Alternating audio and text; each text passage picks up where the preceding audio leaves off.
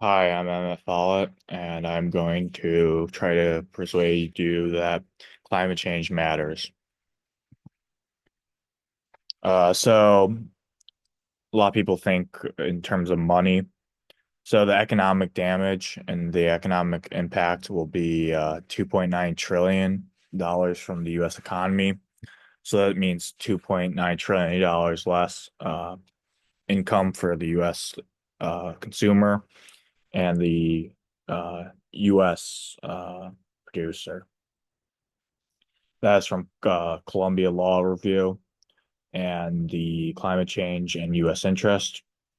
The photo on the right is LA wildfires. The photo on the left is the aftermath of the LA wildfires in 2025.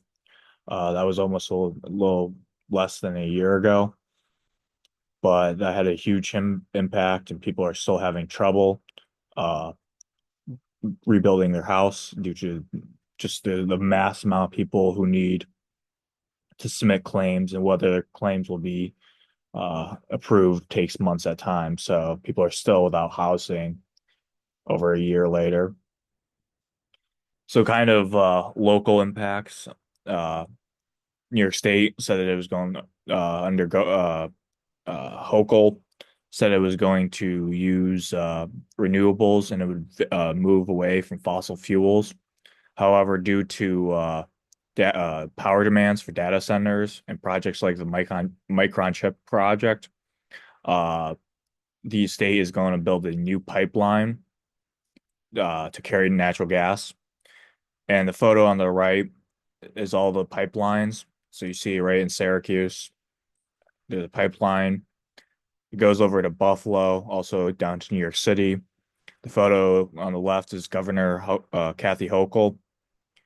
She made the news that she was going to build a new pipeline for the increased data or power. Why is this a problem? Natural gas emits greenhouse gases when it's used. Also, the land, woods, swamps will have to be cleared and dried up to build this pipeline. You can see on the photo on the left is a natural gas pipeline that is running across a field, looks like in the woods. And the photo on the right is the natural gas being burned at a factory. And you can see the white fumes, those are greenhouse gases. And greenhouse gases stay in the atmosphere and they attract the sunlight. And when the sunlight hits them, they increase temperature, and this causes greenhouse gas effect, which causes climate change. The solution, the state should only use hydro and other renewables. This will offset our greenhouse gas emissions. Individuals also, if they want to and feel a need to take a bigger responsibility, they can get EVs, or they can just walk instead of driving places. They also can turn off the lights when you're done using this, as this will lower your power consumption. All of this will reduce your personal greenhouse gas effect.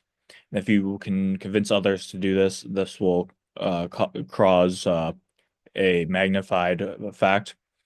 You can see here, solar panels, you do need to clear some land, but it's much less than uh, the natural gas pipeline. And you can have some trees around it and other shrubs. You also do need to clear some land for wind turbines. I don't have them pictured here, but they are another way to do renewable uh, power. Another power or renewable source of power we can use is hydro, as the state of New York has a lot of water. We From Oneida to Onondaga Lake to uh, a lot of them, Kaz. So summary, if we do not reduce our greenhouse gas emissions, storms like hurricanes and wildfires will worsen, and we will continue to destroy our ecosystem and eco diversity.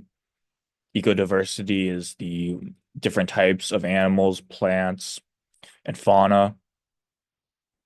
The best case is we will limit our damage to what we have already done, and we will continue having these problems, but they won't get worse, and we'll be able to save ourselves from the worst outcome. Here are my sources.